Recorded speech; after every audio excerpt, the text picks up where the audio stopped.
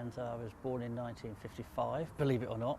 And I was born in Exeter in Devon, but I've lived most of my life in Woking. Apart from when I've lived abroad, I've lived in Woking for virtually all my life in various locations. My father's family come from Woking. My mother's family came from Southampton and parts of Hampshire, but most of the family we've got around these days are still living in Woking, so we're fairly well established here. Seen a lot of changes over the years, although the canal that we're up against now is somewhere that's always been a part of our lives, whether it's been fishing or skating or pushing people in or running. Over the last few years in particular, it's played quite a significant part in our lives as well. Yeah, I come running down the canal here quite a lot, this stretch of it, because it's where I live is about a mile away. So we come down here, get away from the roads, because it gets a bit boring running on roads and a bit noisy. So it's nice to come down here. I was here a couple of weeks ago and it was very, very snowy. The whole place was covered in snow and it was like virgin snow. So where I ran was actually virtually the only tracks there. And the canal was iced over as well. It looked very nice, very pleasant.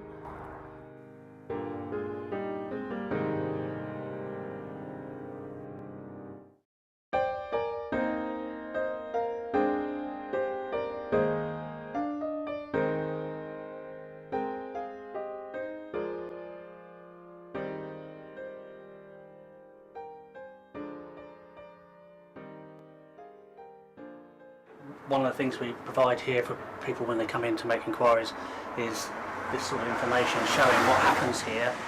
Behind you you'll see there's some leaflet racks which provide information so people can come in and get, ask questions, get relevant information and take it away. Or what we call supported signposting, which is someone will come in and ask, what do you provide, or I'm ill, or I've got this or I've got that, and then you sit down with them and discuss with them what services might meet their needs best. Because somebody with depression, for instance, again, might not want to go to a self-help group or to a drop-in, but we've got a Walking for Health scheme, and that will give them social contact and exercise and emotional health benefits, and that might be something they appreciate rather than sitting in a self-help group, which might be a bit intimidating.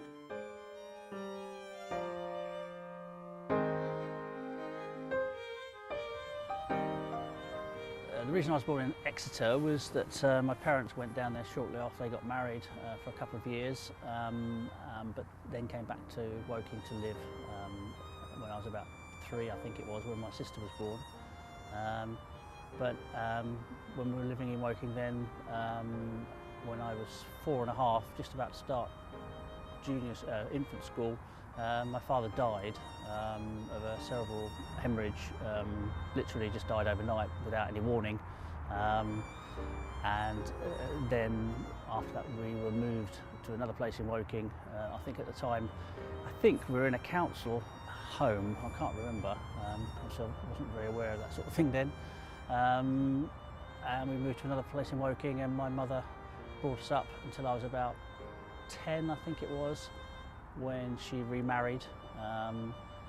But although my father dying was a huge part of my life and what's happened to me since, her choice of the second person she married was a bit of a mistake, I think, in retrospect, and was the start of the real issues and problems in my life as a child, shall we say. My new stepfather was abusive, emotionally abusive and sometimes physically abusive. Thankfully not sexually abusive, but was very difficult to deal with, and as a small child and as a small boy, relatively successful boy in terms of sports and school, there's a great deal of jealousy and competition that went on, which led to lots of problems between us. If I'd known then what I knew now, I'd have probably killed him. Certainly if anyone treated my child, my son, like that, I would kill him. Obviously I know now as a trained counsellor and everything, it's projection of his own issues and what have you, but actually as a kid you don't understand that. You have no clue. And I suppose one of the things that's driven me, or maybe want to get involved in mental health and maybe learn to be a counsellor and all the rest of it, is to understand some of what went on and how I coped with it. And I think also one of the things that drives me on to be normal, as it were, and successful with a small s, is that it's a kind of fuck you, I did it okay anyway. You did your worst, but I'm still okay. So bollocks, basically. When I'm running, it is very much a relaxation, really. Although it's hard work and sometimes I get very knackered, it is peace of mind. It's a kind of meditative process for me. Running along, I forget about everything, and then sometimes I'll wake up at the end of a run and I'll have solved all the problems I've been mulling over at work without even thinking about them. So it's quite a good process, and I do enjoy it. And it's one of the things I'm looking forward to having more time to do once I've retired and got out of England and all the people around and all the busyness of everything. I'm really looking forward to being able to just go out for a run every day if I want to, without having any interference from cyclists in particular and people with dogs who said, oh, he won't bite you really, but of course you don't know that when you run past them. Everything used to make me feel tearful, or at least well up emotionally, and then sometimes be tearful. And I wasn't able to communicate with my wife. And the only people I could kind of put on an act for, or at least be there for, were the kids. Like that kind of provided a focus. That was a bit of a relief, but everything else just became overwhelming. And in the end, it was only I went to the GP because I didn't have the word depression in my mind.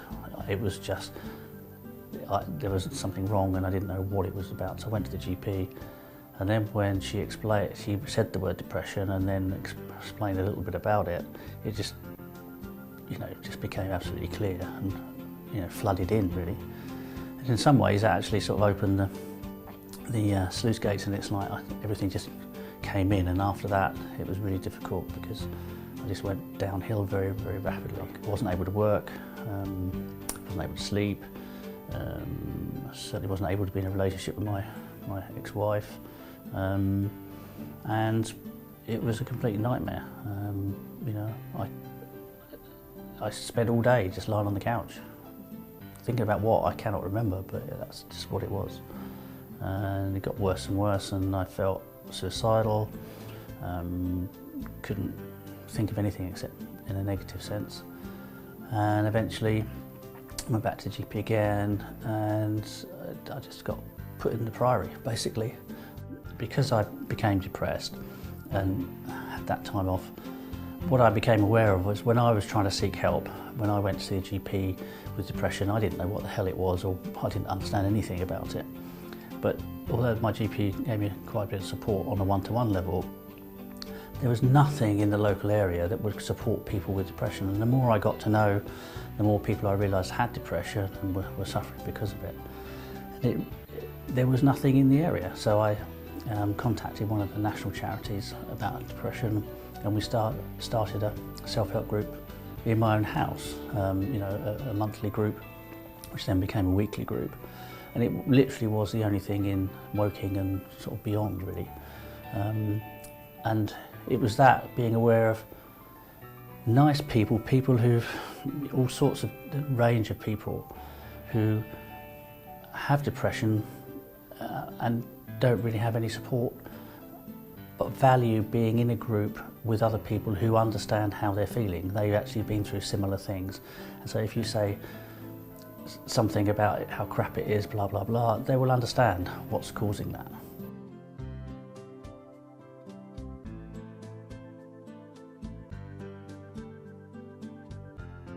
I think that through the depression, I've become me. Before, I was me, but mixed up or influenced by my past detrimentally. I think now I'm me influenced by my past in a positive way, and I think I wouldn't be so happy now, I wouldn't be so contented now or successful now if I hadn't gone through that. So even down to the abuse that I suffered as a kid, in some ways it's had positive outcomes in that it's made me stronger, and although I wished it hadn't happened in the first place, nonetheless I feel better for it.